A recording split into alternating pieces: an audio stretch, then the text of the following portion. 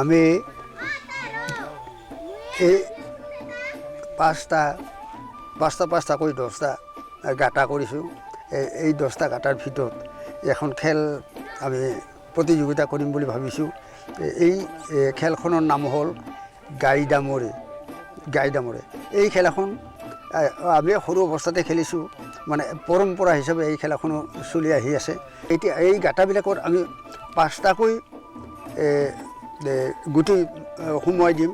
এই 5টাকৈ মানে গাই আৰু দামুৰী নামত সেনেকৈ খেলাখন এতিয়া আপোনালোকক দেখুৱাই আছোঁ।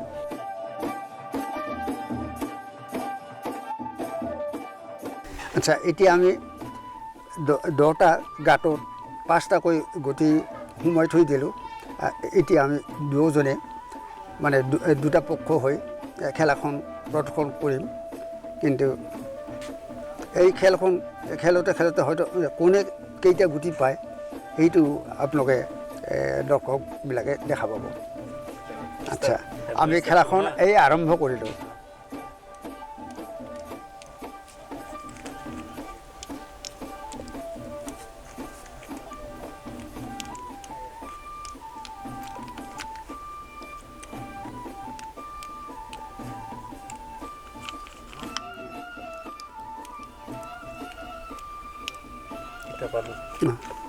আৰু এইটো ব্লেংক আছে নহয়, এইটো পালোঁ। হয়, এইবাৰ এতিয়া পালোঁ মই না ইয়াৰ পৰা।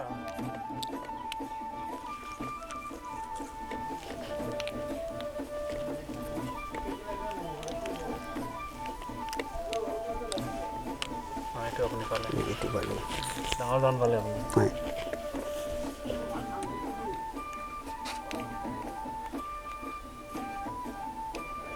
এইটো পালোঁ, এইটোও পালোঁ। সেইটোকো পালোঁ। হয়, খেলাখন এইখিনি শেষ নহ'ব প্ৰায়। নহ'বৰ খেলা। শেষ নহ'ব, এইখিনি থাকিব। এই খেলখনত 10টা গাঁতৰ ভিতৰত 8টা মাত্ৰ গুটি থকাৰ কাৰণে খেলখন সমাপ্ত হোৱা বুলি ঘোষণা কৰিলোঁ। কিন্তু লগতে শ্ৰী মুকুন্দ বসুমতাৰীয়ে বেছি সংখ্যক গুটি আয়ত্ব কৰাৰ কাৰণে তেখেতে জিকা বুলি মই ঘোষণা কৰিলোঁ।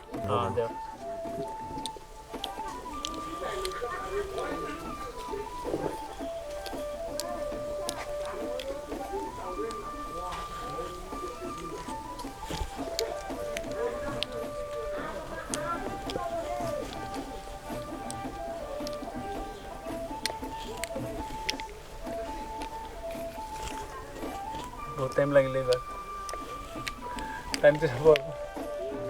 এইটো পালোঁ। পালে তাৰমানে চেম ঘটনা হ'ল কি, মই এই ঘাইবিলাকত গুটি বিতৰণ কৰোঁতে এই গাঁটাটোত যেতিয়া শেষ হ'ল, মই হাতৰ পৰা গুটি শেষ হ'ল, তেতিয়া এটা ব্লেংক ঘাই থাকিল। খেলৰ নিয়ম অনুসৰি খেলৰ নিয়ম হিচাপে এটা ব্লেংক ঘাই থাকিল।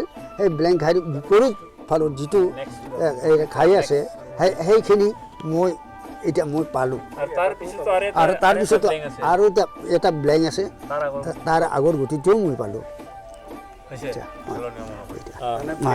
নেক্সট মানে যিটো গাঁত থাকে, যিমানখিনি গুটি থাকে, 1টা হওক 10টা হওক, যিমান থাকে গোটেইখিনি পায়। এইবাৰ এইটো মই পালোঁ। এইটো পালে